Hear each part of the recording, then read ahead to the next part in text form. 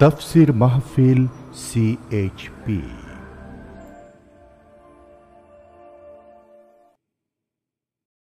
বিসমিল্লাহির রহমানির রহিম। মাজার ও শিরক এ বিষয়ে আলোচনা করছেন বিশ্ববরেণ্য মুফাসসিরে কোরআন, কোরআনের পাখি আল্লামা দেলোয়ার হোসাইন সাঈদী রাহিমাহুল্লাহ। শব্দধারণ মাহসিন সাউন্ড সিস্টেম, প্রযোজনায় CHP। সুধী তাফসীর মাহফিল CHP চ্যানেলে আল্লামা সাঈদীর মূল্যবান আলোচনা এখন দেখতে পাবেন। বিষয়ে মাজার ও শিরক। প্রত্যেকটি মানুষকে তাওহীদবাদী হতে হবে, শিরক মুক্ত হতে হবে। শিরক হলো মাজারগুলিতে গিয়ে মনের আশা আকাঙ্ক্ষা সেখানে বলা, এটি হচ্ছে শিরক। এই কাজ আপনারা করবেন না। কুমিল্লা কি মাজার আছে? আছে? কোন মাজারে যাবেন না, কোনোদিন যাবেন না, কোনো প্রয়োজন নাই। বিপদে পড়েছেন, উজু করবেন, মসজিদে চলে যাবেন, সুবহানাল্লাহ বলেন। মসজিদে গিয়ে 2 রাকাত কাজায়ে হাজতের নামাজ পড়বেন, আল্লাহর কাছে কাঁদবেন। মাজারে যিনি শুয়ে আছেন বিশ্বাস করেন, কোরআন শরীফ আমার সামনে, বিশ্বাস করুন, যিনি কবরে শুয়ে আছেন আপনাকে 4 পয়সার উপকার করতে পারবে না। মাঝখানে আপনি শিরকের গুনাহ নিয়ে আল্লাহর দরবারে হাজির হবেন। মাজারে টাকা দিবেন না, পয়সা দিবেন না, মানত করবেন না। মাজার একটা ব্যবসা। মাজার আজকাল কি? মাজার আর রস সব ব্যবসা। আপনারা এইসব কাজে যাবেন না। আগরবাতি, মোমবাতি, চাদর দেওয়া, মশারি দেওয়া, এগুলো মুসলমানের কাজ না। হিন্দু, খ্রিস্টান, বৌদ্ধ যা করে আমরা কি তা করতে পারি? জোরে বলেন, পারি?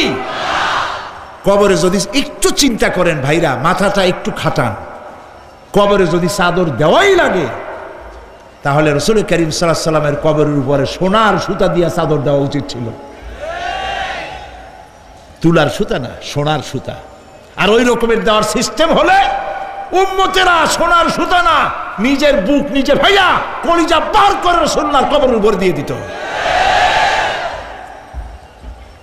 নবীর পরে সম্মান সাহাবায়ে কেরাম। সাহাবায়ে কেরামদের কবরের উপরে চাদর নাই, আগরবাতি নাই, মোমবাতি নাই, গোলাপ পানি নাই, গম্বুজ নাই। মাজার একটা হইছে, সেটারে গম্বুজ বানাইতে হবে। কেন গম্বুজ বানাবে? দরকারটা কি? তওবা করুন, জিন্দেগিতে আর কোনোদিন মাজারে কোনো সাহায্য করবেন না, 1 পয়সাও না। টাকা পয়সা দিবেন, টাকা পয়সা দিবেন, এতিমকে দিবেন, ভিক্ষুককে দিবেন, বিধবাকে দিবেন। পরীক্ষা দিতে পারে না, ফি দিতে পারে না, পরীক্ষা দিতে পারছে না, ওরে দেন। বাড়িতে চাল নাই, পানি পড়ে, ওরে দেন। অন্ধ মানুষকে দেন, লুলাকে দেন, এতিমখানায় দেন, মাদ্রাসায় দেন, টিউবওয়েল বানায় দেন যেখানে পানি নেই। এই সব কাজ করেন, সওয়াব হবে। সুবহানাল্লাহ কোন মাজারে, কোন মাজারে, আজকের মাহফিলে যত লোক হাজির হয়েছেন, কোন মাজারে কোন টাকা পয়সা, আগরবাতি, মোমবাতি, চাদর জিন্দেগিতে দেবেন না। কারা দেবেন না? হাত উঁচু করে দেখান। আলহামদুলিল্লাহ। হাত নামা, হাত নামা। এরপরে থামেন, থামেন। এরপরে দেশে আজ অশ্লীলতার সয়লাব আমরা দেখতে পাচ্ছি। গতকালও আলোচনা করেছি। গত 5 বছর যারা ক্ষমতায় ছিলেন, অভিনয় নিয়ন্ত্রণ আইন তারা তুলে ফেলেছিলেন।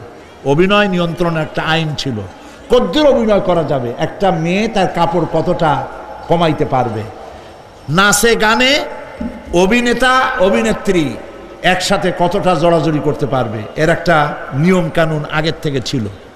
সেই নিয়ম কানুন ওই 5 বছরে তারা আইন পাশ করে নিয়ন্ত্রণ আইনটা তুলে দিয়েছে। ফলে কাপড়েরও বালাই নাই, আর জড়াজড়ির এমন সব ছবি যা কোনো মানুষের দেখার কোনো উপায় নাই, যেগুলি দেখলে চোখ সাবান দিয়ে ধোয়া লাগে। নাউজুবিল্লাহ বলেন।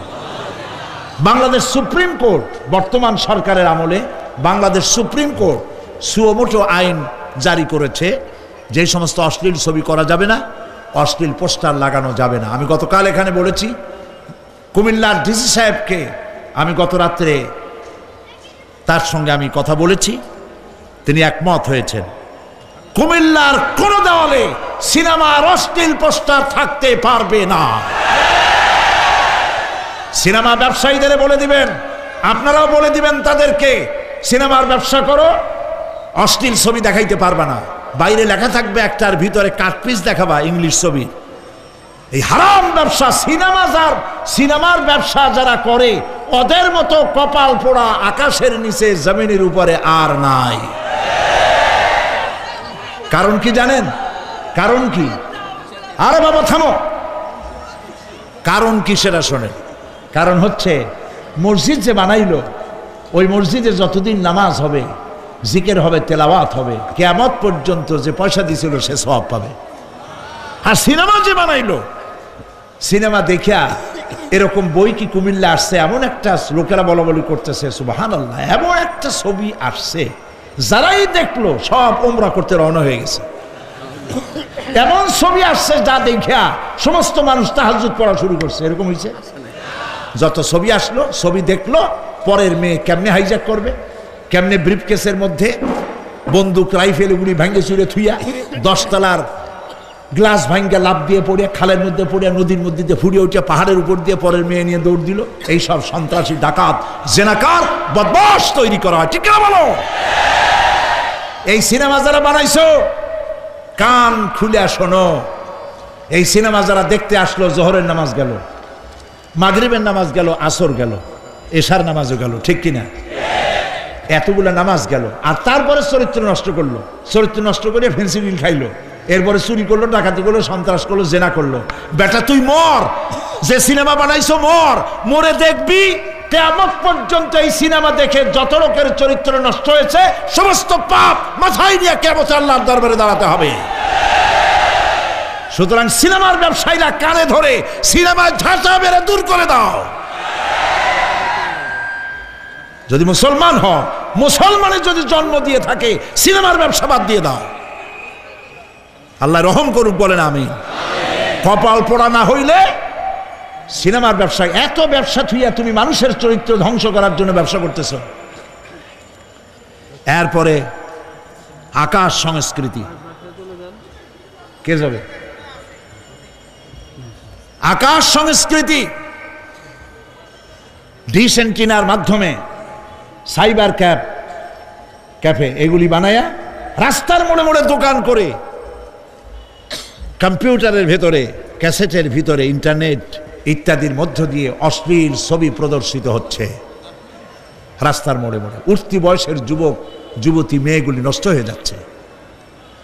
নাউজুবিল্লাহ বলে। এগুলি জনগণকে ঐক্যবদ্ধ হতে হবে, এগুলির বিরুদ্ধে মোকাবেলা করতে হবে। সরকারকে এগিয়ে আসতে হবে অশ্লীলতা বন্ধ করার জন্য। কারণ আল্লাহ পাক বলেছেন, প্রকাশ্য এবং গোপনীয় সব রকমের অশ্লীলতা আল্লাহ পাক হারাম করে দিয়েছেন। অশ্লীল কোনো কাজ করা যাবে না। প্রিয় ভাই সব,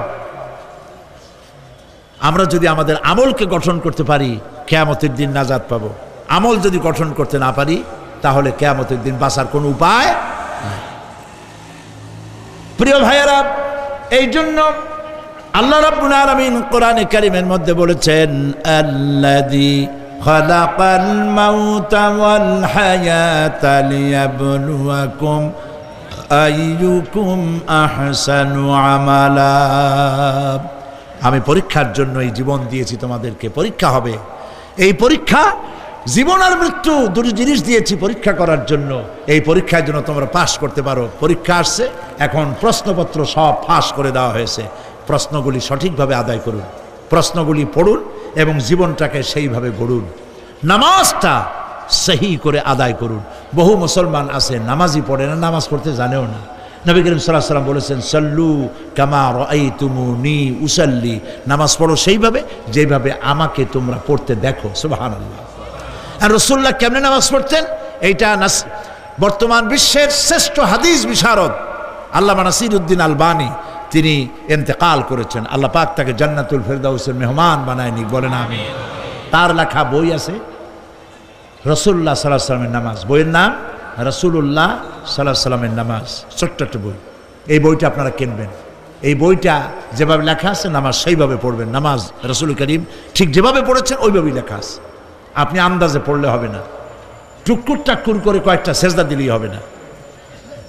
তা দিলে আর কান, একটা সেজদা থেকে আরেকটা সেজদার মাঝখানে সময় দিতে হবে। রুকু থেকে দাঁড়ায় সময় দিতে হবে, ধীরে ধীরে নামাজ পড়তে হবে। অথচ আমরা নামাজ পড়ি সব থেকে ব্যস্ততার সাথে, দ্রুত, রকেট সার্ভিস। কোরআন শরীফের ভিতরে নামাজের গুরুত্ব সর্বাধিক দেওয়া হয়েছে। নামাজের কথা কয়বার বলা হয়েছে? 82 বার। 82 বার আল্লাহ পাক বলেছেন নামাজ আদায় করো, 82 বার বলেছেন। আর নবীজি বলেছেন লা দীনা লিমান লা সালাতা লাহু, যার কাছে নামাজ নাই তার কাছে দিন বলে কোনো জিনিস নাই। মান তারাকা সালাতান মুতাআম্মিদান ফাকাদ কাফারা, ইচ্ছে করে যে ব্যক্তি নামাজ ছেড়ে দিল কাফের হয়ে গেল, বলেন নাউজুবিল্লাহ। কিয়ামতের দিন, বুখারী শরীফের হাদিস, আল্লাহ পাকের নবী বলেছেন কিয়ামতের দিন সর্বপ্রথম আল্লাহ জিজ্ঞেস করবেন বান্দা নামাজ পড়ছো কিনা। প্রথম প্রশ্ন কি বলেন? প্রথম প্রশ্ন কি? যার নামাজ কবুল তার সমস্ত নেক আমল মঞ্জুর, যার নামাজ কবুল হবে না কোনোটাই মঞ্জুর হবে না। কথা বুঝতে পেরেছেন? নামাজ সঠিকভাবে আদায় করতে হবে। নবী করিম সাল্লাল্লাহু আলাইহি সাল্লাম ইন্তেকালের 5 দিন আগে থেকে জ্বর আক্রান্ত হলেন, রোগাক্রান্ত হলেন, জ্বরে আর মাথার যন্ত্রণায় অস্থির হয়ে যেতে লাগলেন, বেহুশ হন আবার হুশ হন। যেদিন তিনি ইন্তেকাল করবেন তার আগের দিনেও তিনি জোহরের নামাজ পড়ার জন্য সাহাবীদের কাঁধের উপরে ভর দিয়ে নামাজ পড়তে গেছেন, পা উঁচু করে নিতে পারেন নাই, পা টেনে টেনে নিয়েছেন। তিনি সেখানে খুতবা দিলেন, বললেন ও আমার উম্মতেরা, এই পৃথিবীতে আল্লাহ রাব্বুল আলামিন তার এক বান্দাকে পৃথিবীর সব জাগতিক সম্পদ দিতে চেয়েছিলেন, কিন্তু সেই বান্দা সব জাগতিক সম্পদকে উপেক্ষা করে আল্লাহর সঙ্গে দিদার করা বেশি পছন্দ করেছেন। কেউ কিছুই বুঝলো না। হযরত আবু বকর রাদিয়াল্লাহু তাআলা আনহু খুব কাঁদতে লাগলেন। তিনি বুঝতে পেরেছেন যে এই পৃথিবীতে সমস্ত সম্পদ দিতে চেয়েছিলেন আল্লাহ যাকে, তার নাম বিশ্বনবী।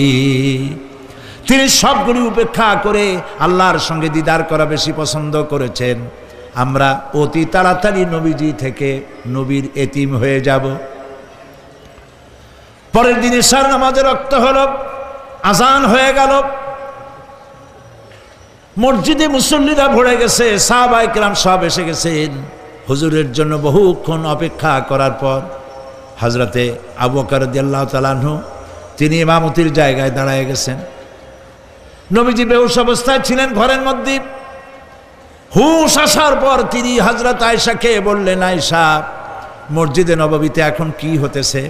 তিনি বললেন, নামাজ হচ্ছে, লোকেরা আপনার অপেক্ষা করেছে, কিন্তু আপনাকে না পাইয়া দীর্ঘক্ষণ অপেক্ষা করার পর আপনাকে না পেয়ে আমার বাবার ইমামতিতে তারা নামাজ পড়তেছে, কিন্তু মুসল্লিদের মধ্যে কান্নার রোল পড়ে গিয়েছে। তাদের ধারণা হয়েছে নবীজির জায়নামাজে যখন হযরত আবু বকর দাঁড়ায় গেছে, নবীজির পিছনে নামাজ পড়া আর আমাদের কিসমতে হবে না। নবীজি বলছেন, আয়েশা রে, মসজিদে নববীর দিকের দরজাটা খুলে দাও, আমি নামাজের দৃশ্য দেখতে চাই।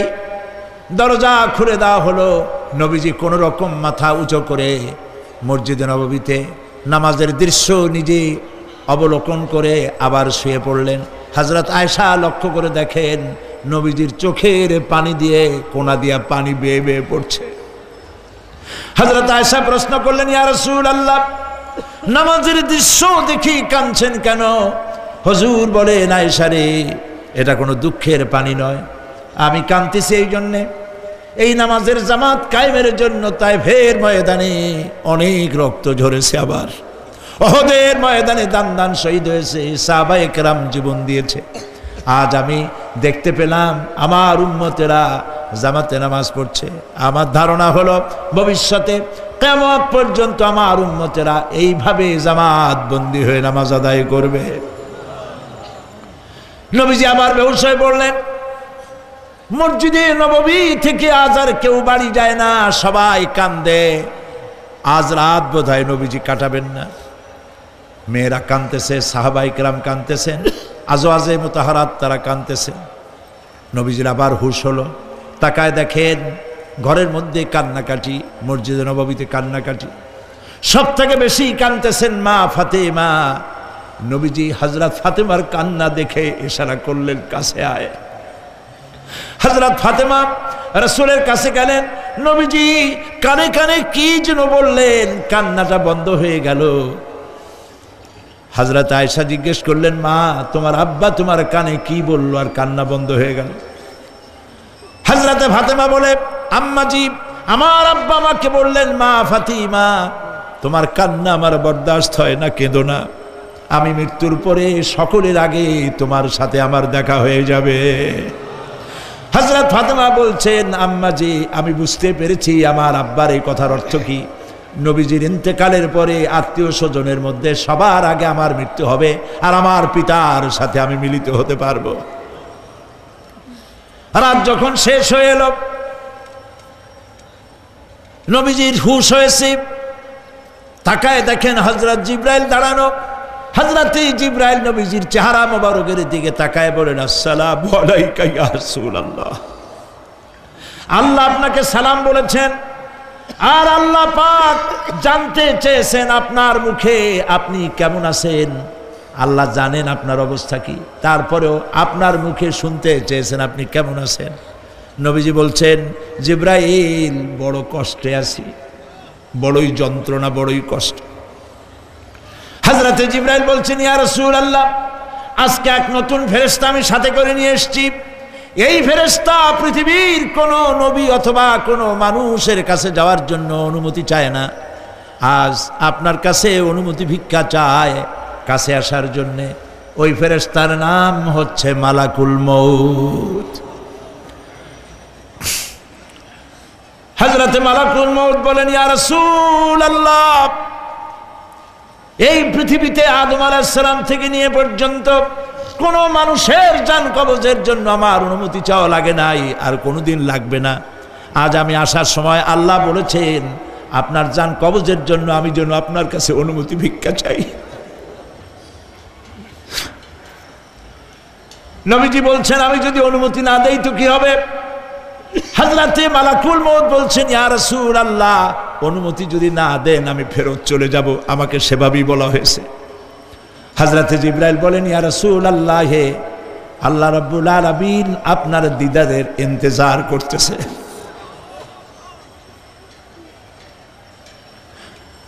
নবীজি বলছেন, মালাকুল মউত তুমি জান কবজের কাজ শুরু করো। মালাকুল মউত যখন কাছে এসেছে, রাসূল জিজ্ঞেস করলেন, আয়েশা ঘরে যে কয়েক টুকরা স্বর্ণ ছিল সেগুলোর কি অবস্থা? ছোট ছোট 6 টুকরা স্বর্ণ ছিল। হযরত আয়েশা বলছেন, হুজুর আমি এগুলো রেখে দিছি। হুজুর বলছেন, না রাখতে পারবে না, আমার ইন্তেকালের আগে খয়রাত করে দাও। মুহাম্মদ সাল্লাল্লাহু আলাইহি ওয়াসাল্লাম আল্লাহর কাছে অবস্থায় উঠবে না যে তার ঘরের ভিতরে সোনা ছিল, দিয়ে দাও, খয়রাত করে দিয়ে দাও। হযরতে মালাকুল মউত রাসূলের জান কবজ শুরু করে দিলেন। রাসূলুল্লাহ জীবনের শেষ কথা বললেন, আসসালাত আসসালাত ওয়া মা মালাকাত আইমানুকুম। আমার উম্মতেরা বিদায় লগ্নে বলে গেলাম, নামাজ নামাজ নামাজ ছেড়ে দিও না।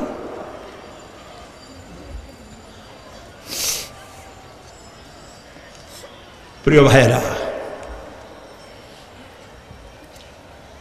নবী করিম সাল্লাল্লাহু আলাইহি ওয়াসাল্লাম জীবনের শেষ কথা বলে গেছেন নামাজ। সেই নামাজে আমাদের যত সব অবহেলা, স্ত্রীকে নামাজ পড়ান, বউকে নামাজ পড়ান, ছেলে মেয়েকে নামাজ পড়ান। দোকানদার ভাইরা যখন আজান হয়ে যাবে দোকান বন্ধ করে দেন, আপনি আপনার কর্মচারীরা নামাজ পড়তে যান। যতটুকু সময় নামাজ পড়তে গেছে এই সময় বিক্রি করলে যা লাভ হইতো এরপরে বিক্রি করলে আল্লাহ 10 গুণ বেশি বরকত দিতে পারেন। পারেন কিনা? পারেন কিনা? পারেন। আল্লাহর বিশ্বাস করেন, আল্লাহ আপনারে বরকত দিবে। আপনার কর্মচারী, দোকানদারে, বাড়ি ঘরে স্ত্রী পুত্র পরিজন যারা আছে সবাইকে নামাজি বানান। নামাজি বানাবার জন্য চেষ্টা করেন। নামাজ রোজা ইত্যাদি করুন। মিথ্যা বলবেন না, ওজনে কম দিবেন না, খাদ্যে ভেজাল দিবেন না, ঘুষ খাবেন না, ঘুষ দিবেন না, মানুষের উপর অত্যাচার করবেন না, কাউকে কষ্ট দিবেন না, মানুষ যেন আপনার ব্যবহারে কষ্ট না পায়। আল্লাহ পাক বলেছেন, ওয়াকুলু লিন্নাসি হুসনা, মানুষের সাথে সুন্দর সুন্দর কথা কও। নবী করিম সাল্লাল্লাহু আলাইহি ওয়াসাল্লাম বলেছেন, মানুষের সাথে যদি হাসি মুখে কথা বলো একটা সদকা দেওয়ার সমান সওয়াব হয়ে যাবে। মানুষকে ভালোবাসো, গরিবদের ভালোবাসো, তাদের অর্থ কড়ি দাও, পয়সা কড়ি দাও, তোমার যা আছে দিতে থাকো। কুয়ার পানি যত উঠাবেন তত কুয়ার পানি ভালো থাকবে, আর পানি উঠাবেন না কুয়ার পানি পয়সা যাবে। এই জন্য আল্লাহর রাস্তায় পয়সা যত ইনকাম হচ্ছে খরচ করতে থাকেন, আল্লাহ পাক দিতে থাকবেন। আল্লাহ পাক বলেছেন যে সদকার মালকে আল্লাহ বৃদ্ধি করে দেন, আর দান সদকা যারা করে না, জাকাত দেয় না, তাদের মালকে আল্লাহ ধ্বংস করে দেন, হালাক করে দেন। এগুলোর দাম নাই, অশান্তি বাড়বে, বউ কথা শুনবে না, সন্তানাদি কথা শুনবে না, মামলা মোকদ্দমা, অশান্তি আর অশান্তি। আর আল্লাহর পথে থাকুন, আল্লাহ শান্তি বাড়ায় দেবেন। আমরা বলি আমিন। প্রিয় ভাই সব, আমি কিছু আলোচনা আজকে আল্লাহ পাক যা করাইছেন এগুলি যেন আল্লাহ আমারে আমল করার তৌফিক দেন। আমি মাঝে মধ্যে ভয় পাই, একদিন তো এই খবর নিশ্চয়ই হবে যে সাইদি বিদায় হয়ে গেছে। সেদিন খালি হাতে যেন আল্লাহর কাছে না যাই, আমি যেন আসামি না হই যে আমি যা বলছি মানুষকে 40 বছর একটানা যা বললাম আমি নিজে আমল করতে পারি নাই। এরকম ভিক্ষুক যেন আমি না হই, আমি যা মানুষকে বলেছি আমি যেন তা আমল করতে পারি। আমি আপনাদের কাছে দোয়া চাই। আমরা কেউ বাঁচবো না, এই যে দেখা হলো আবার দেখা নাও হইতে পারে। সেই জন্য আমরা আমাদের জীবনকে যেন তৈরি করি। আপনারা কোরআন শরীফ পড়ুন, দিন শিখুন, ইমান শিখুন, ভালো থাকুন, ভালো হয়ে চলুন। এখন মোনাজাত হবে, দাঁড়ানো ভাইরা বসে। রাস্তাঘাটে দুজন মুসলমান হবে, একটা মহিলা এবং তার ছেলে।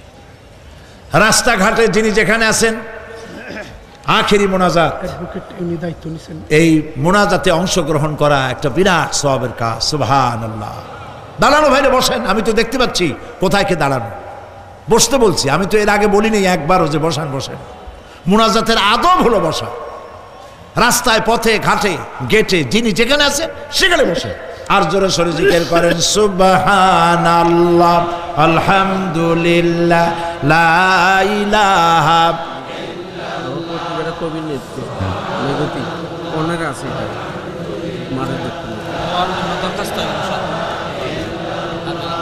সুবহানা ইসলাম সদস্য নজরুল ইসলাম। সুবহানাল্লাহ, আলহামদুলিল্লাহ, লা ইলাহা ইল্লাল্লাহ। জোরে করেন সুবহানাল্লাহ, আলহামদুলিল্লাহ, লা ইলাহা ইল্লাল্লাহ, লা ইলাহা ইল্লাল্লাহ, মুহাম্মাদুর রাসূলুল্লাহ। দুইজন অমুসলিম হিন্দু মুসলমান হওয়ার জন্য এসছেন, মা এবং ছেলে। মা এবং ছেলে। মা আছেন মহিলা প্যান্ডেলে, পাশেই এই পেছনে মহিলা প্যান্ডেলে মা আছেন। তার পূর্ব নাম হলো হাসিরানী শীল, রামনগর বাড়ি, জাঙ্গালিয়া, কুমিল্লা। বর্তমান নাম পছন্দ করেছে ফাতেমা বেগম। আর তার ছেলে নাম হলো সুমন চন্দ্রশীল। কই? সুমন চন্দ্রশীল। বর্তমান নাম পছন্দ করেছে মোহাম্মদ ওমর ফারুক। মাশাআল্লাহ। এর এফিডেভিট সরকারি নিয়ম অনুযায়ী অ্যাডভোকেট নাজির আহমদ হুসাইনি আগামীকাল তাদের এফিডেভিটের ব্যবস্থা করে দেবেন। আলহামদুলিল্লাহ বলে এখন তারা মুসলমান হবে।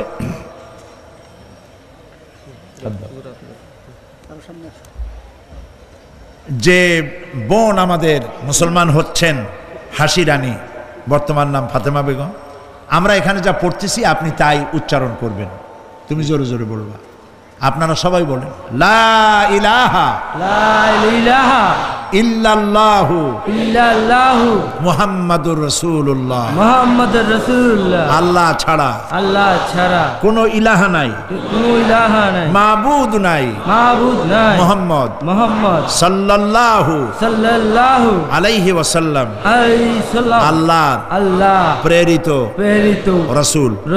আশহাদু আন আশহাদু আন লা ইলাহা লা ইলাহা ইল্লাল্লাহু লা ইলাহা ওয়াহদাহু ওয়াহদাহু লা শারীকা লা শারীকা লাহু লাহু ওয়া আশহাদু আন্না ওয়া আশহাদু আন্না মুহাম্মাদান মুহাম্মাদান আবদুহু আবদুহু ওয়া রাসূলুহু। ওয়া রাসূলুহু। আমি সাক্ষ্য দিচ্ছি আমি সাক্ষ্য দিচ্ছি আল্লাহ ছাড়া আল্লাহ ছাড়া কোনো ইলাহ নাই, কোনো ইলাহা কোনো মাবুদ নাই, কোনো মাবুদ কোনো নাই, উপাস্য নাই। কোনো উপাস্য নাই। তিনি এক, তিনি এক, তিনি একক, তিনি একক, তার কোনো তার কোনো অংশীদার নাই। অংশীদার নাই। আমি আরো সাক্ষ্য দিচ্ছি আমি আরো সাক্ষ্য দিচ্ছি মুহাম্মদ মুহাম্মদ সাল্লাল্লাহু সাল্লাল্লাহু আলাইহি ওয়াসাল্লাম আলাইহি ওয়াসাল্লাম আল্লাহর আল্লাহ প্রেরিত প্রেরিত রাসূল রাসূল এবং এবং তারই বান্দা বান্দা।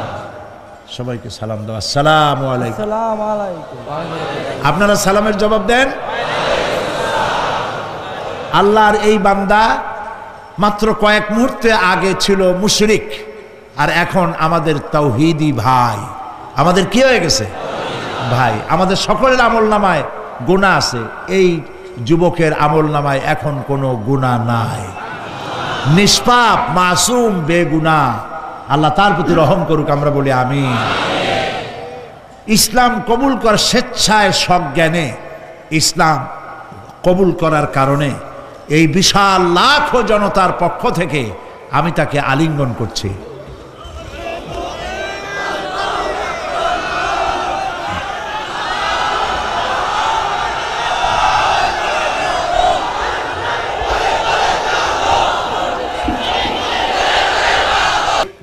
পত্রিকা তো আজকাল জানেন, পত্রিকাগুলি প্রায় ইসলামের বিরুদ্ধে লেখে, কথা ঠিক কিনা? সেই ক্ষেত্রে কুমিল্লা একটা পত্রিকা বের করেছে, সাপ্তাহিক মেঘতি, মেঘনা, গোমতী, তিতাস, তিনটা নদীর কূলে যারা বাস করে তাদের কথাই এ পত্রিকা বলবে, বৃহত্তর জনগোষ্ঠীর ইমান, আকিদা ও সংস্কৃতির উপরে ভিত্তি করে। সেজন্য আপনারা এই পত্রিকাটি সংগ্রহ করার চেষ্টা করবেন। আর বলেছিলাম যে প্রত্যেকটি মুসলমান, রাসূলুল্লাহ বলেছেন যে এমন দুইটা রাত যাবে না যে তার মাথার তলে ওসিয়তনামা থাকবে না। ওসিয়তনামা কারে বলে আমরা জানি না, ওসিয়ত তো বুঝি কিনা, কিন্তু লেখে কেমনে জানি না।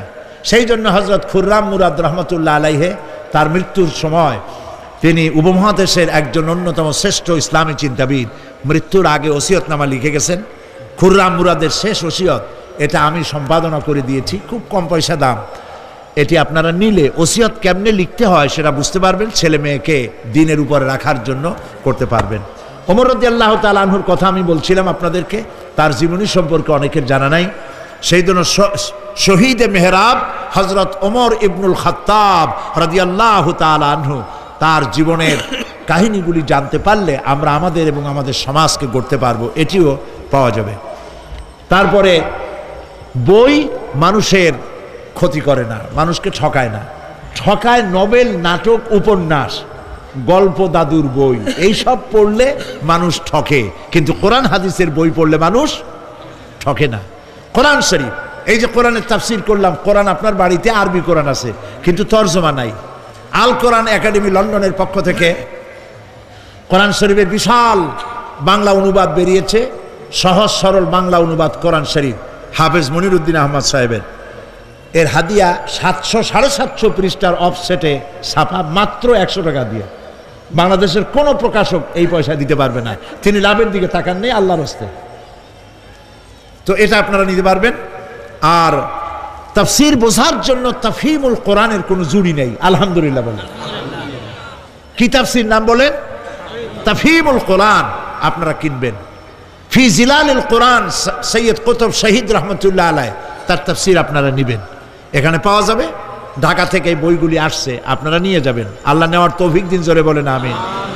সবশেষে আমার 40 বছর কোরআনে কারীমের, আমাকে লোকেরা মুফাসসিরে কোরআন বলে, কিন্তু আমি নিজেকে মুফাসসিরে কোরআন বলে মনে করি না। আমি মনে করি আমি কোরআনের একজন ছাত্র, তাফসীরের ছাত্র। তাফসীরের একজন ছাত্র হিসেবে 40 বছর একটানা দেশে আর বিদেশে কোরআনের কিছু খেদমতের তৌফিক আল্লাহ দিয়েছিলেন। সেই কথাগুলি ক্যাসেটবদ্ধ আকারে সারা পৃথিবীতে ছড়িয়ে পড়েছে। পৃথিবীর এমন কোনো জায়গা নাই যেখানে বাংলাদেশি মুসলমান আছে আর তারে গোলামের ক্যাসেট পৌঁছায় নাই, এমন কোনো জায়গা নাই। সব জায়গায় আল্লাহ পৌঁছায় দিয়েছে। কিন্তু একদিন তো এমন হবে যে ক্যাসেট থাকবে না, আর সাইদিও থাকবে না, লেখাগুলা থাকে। সেই জন্য আমার বন্ধু মহল আমাকে খুব চাপ সৃষ্টি করলো লেখার জন্য। তাফসির লেখা হয়েছে, তাফসির এখন কিতাব আকারে বেরিয়ে গেছে। তাফসিরে তারা নাম রেখেছে তাফসিরে সাইদি।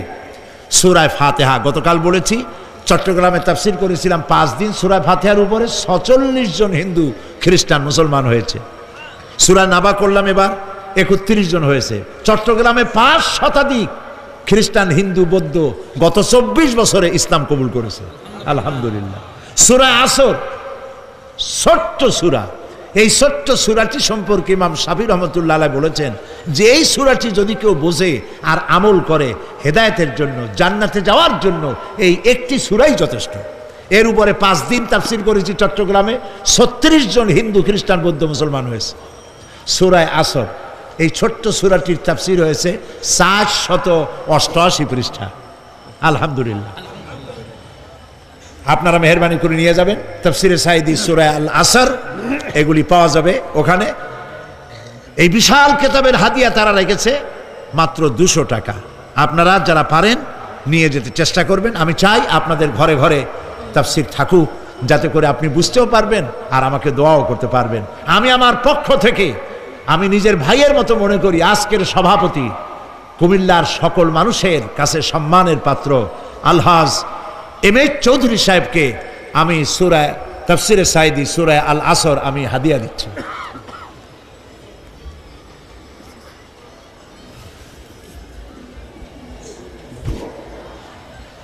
এখন মোনাজাত হবে, মোনাজাতের পর আজান হবে।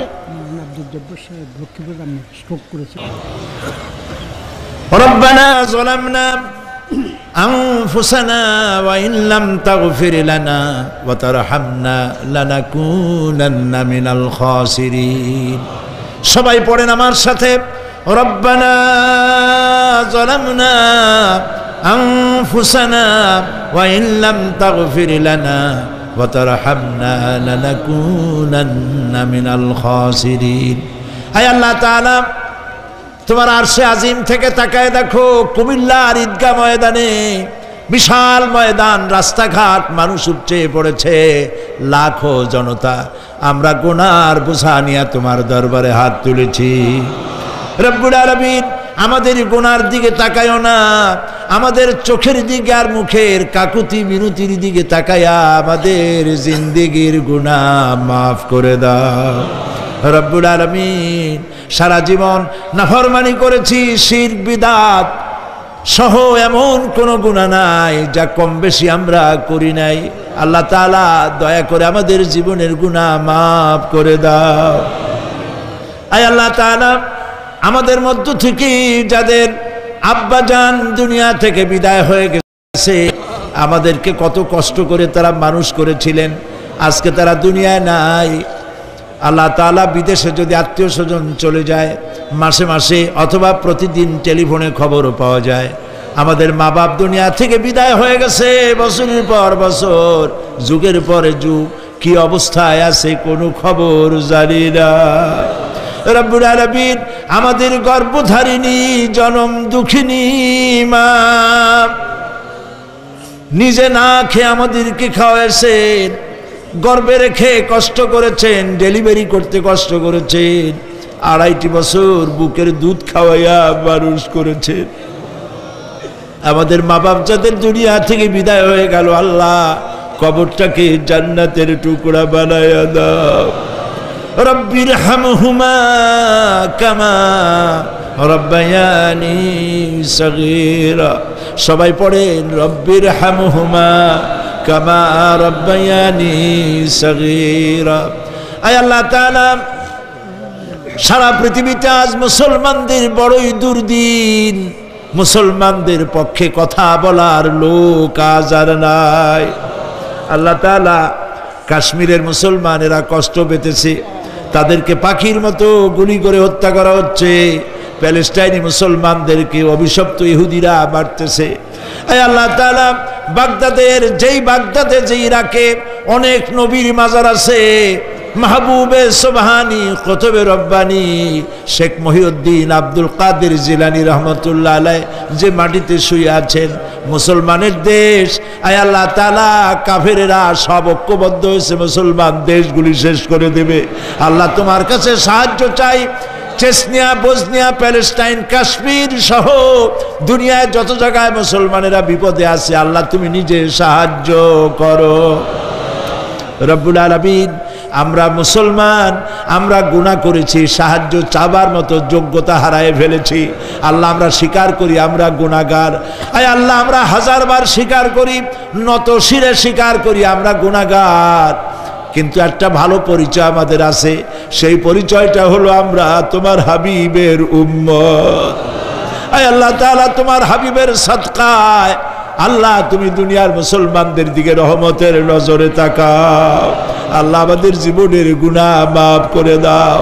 আল্লাহ মুসলমানদেরকে তুমি সাহায্য করো রব্বুল আলামিন। কিয়ামতের দিন যেদিন পায়ের নিচে হবে তামার মতো মাটি, গুনাহগারের মাথার চান্দি ফেটে গিয়ে মগজগুলো গলে গলে পড়বে, জিহ্বাটা নাভিস্থল পর্যন্ত ঝুলে পড়বে, ময়দানে সারা পড়বে পানি পানি বলে। আল্লাহ ওই দিনে তোমার হাবিবের হাতের কাউসারের পেয়ালা আমাদের নসিব করে দিও। তোমার হাবিব বলেছেন 3000 বছর ধরে তুমি জাহান্নামের আগুনকে উত্তপ্ত করেছো, রক্ত মাংসের শরীর নিয়ে আমরা আগুনে জ্বলতে পারবো না। আল্লাহ জাহান্নামের আগুন আমাদের জন্য হারাম বানায়া দাও। আল্লাহুম্মা আজিরনা মিনান নার। সবাই পড়েন আল্লাহুম্মা আজিরনা মিনান নার, আল্লাহুম্মা আজিরনা মিনান নার। আয় আল্লাহ তাআলা আমাদের আকীদা, আমাদের বিশ্বাস হলো এই, আমরা এখন কোথায় বসা তুমি দেখতে পাচ্ছ, আমরা কি বলতেছি তুমি নিশ্চয়ই শুনতে পাচ্ছ। তুমি একটু তাকায় দেখো তো বাবু, এতগুলি হাত তো কোনো পীরের দরবারে ওঠে নাই, কোনো বাজারে গিয়ে ওঠে নাই, কোনো মন্ত্রীর কাছে ওঠে নাই, কোনো প্রেসিডেন্টের কাছে ওঠে নাই। রাজা ধীরাজ, সম্রাটের সম্রাট, বিশাল আকাশের মালিকের কাছে হাত তুলেছি, মালিক খালি হাতে ফেরত দিও না, মালিক খালি হাতে ফেরত দিও না। হে আকাশের মালিক, হে জমিনের মালিক, হে আমাদের রব, আমাদেরকে খালি হাতে ফেরত দিও না বাবু। আল্লাহুম্মা লা তারুদ্দানা খাইবিন, আল্লাহুম্মা লা তারুদ্দানা খাইবিন। আল্লাহ তাআলা একেবারে কিচ্ছু না দিয়া খালি হাতে ফেরত দিও না বাবু। কয়েক সেকেন্ড আমি আপনাদের জন্য ছাড়লাম, মাথা নিচু করুন, চক্ষু বন্ধ করুন, যার যা বলার বলেন, দোয়া কবুল হয়ে যাবে ইনশাআল্লাহ। বলেন যার যা বলার দরকার, মিনতির সাথে কাকুতি মিনতি করে বলেন।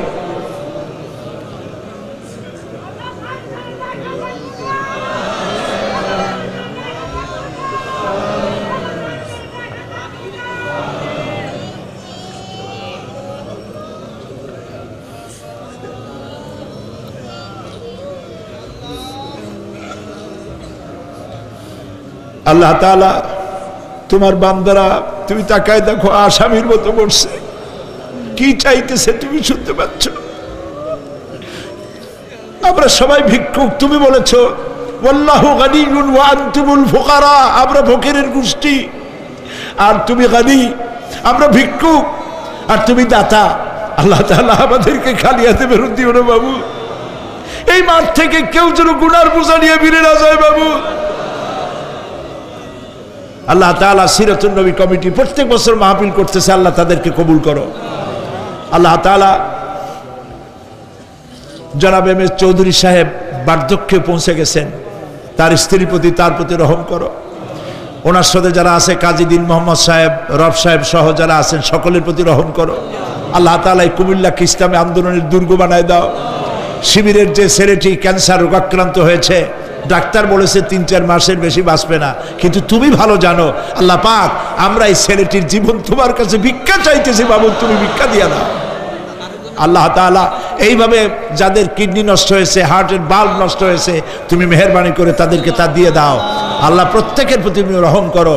আল্লাহ তাআলা আর একটা কথা বলি, তুমি তো সেই মহান সত্তা যার কাছে বেশি চাইলে অসন্তুষ্ট হও না। পৃথিবীতে সবাই বারবার চাইলে অসন্তুষ্ট হয়, তুমি বরং না চাইলে অসন্তুষ্ট হও। মাবুদ, তুমি দয়া করে আমাদের বিবি বাল বাচ্চা যা দান করেছো সবগুলিকে দিনদার বানাও, নামাজি বানাও, পরেশগার বানায় দাও। আমাদের সন্তানগুলি আমরা হেদায়েত করতে পারবো না, আমাদের স্ত্রীদের আমরা হেদায়েত করতে পারবো না, হেদায়েতের মালিক তো তুমি। তুমি দয়া করে আমাদের স্ত্রী, আমাদের সন্তানদেরকে হেদায়েত করো, মুত্তাকি বানাও, ইখলাস দাও, তাকওয়া দাও, তোমার ভয় দাও। আল্লাহ তাদেরকে হেদায়েত নসিব করে দাও। আয় আল্লাহ, আমাদের প্রিয় জন্মভূমি বাংলাদেশ, এর স্বাধীনতা সার্বভৌমত্ব কিয়ামত পর্যন্ত অক্ষুণ্ণ রাখো। সীমান্ত এলাকায় ভারত বাংলাভাষী ভারতীয় মুসলমানদেরকে উন্মুক্ত আকাশের নিচে ফেলে রেখেছে। তাদের খাবার নাই, পরার নাই, বন্দুকের নল তাদের দিকে তাক করে রেখেছে।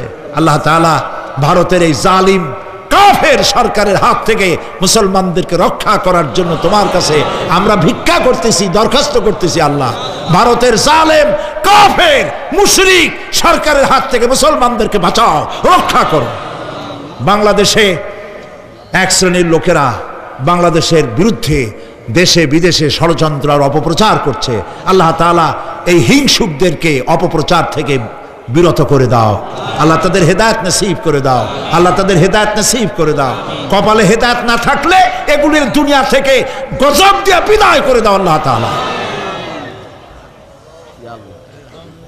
রব্বানা تقبل منا إنك أنت السميع العليم وتب علينا إنك أنت التواب الرحيم। আয় আল্লাহ তাআলা, আমাদের দেশের সেনাবাহিনী, আমার দেশের বিডিআর, আমার দেশের পুলিশ বাহিনী, তাদেরকে দিন দাও, ঈমান দাও, চরিত্র দাও, ভালো রাখো। আল্লাহ তাদের উপরে তোমার রহমত নাজিল করো। রিকশাওয়ালা, ঠেলাওয়ালা, কুলি মজুর, কষ্ট করে যারা রুজি কামাই করে, আল্লাহ তাদের রুজিতে বরকত দিয়ে দাও।